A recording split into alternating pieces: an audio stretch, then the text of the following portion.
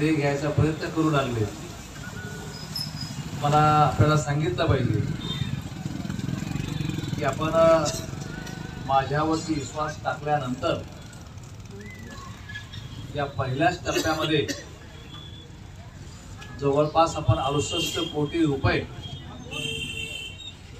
जालना शहराच्या विविध विकास कामासाठी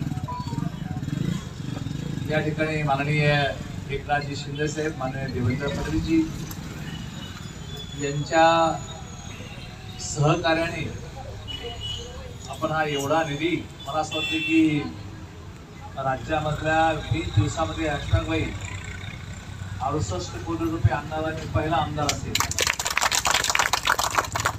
68 कोटी रुपये या ठिकाणी प्राप्त झाले आणि आपण बघताय की प्रत्यक्ष कामाला सुरुवात झालेली. फक्त मंजूर नाही केले, काही लोक खोट्या प्रेस घेतात आणि सांगतात की 100 कोटी मंजूर, आणि आता काही राहिलंच नाही तर कसं काय होईल बाजारामध्ये.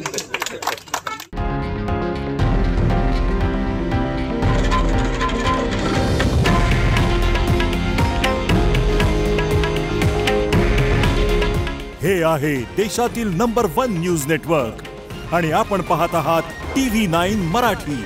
काळजी तुमची, हित महाराष्ट्राचं.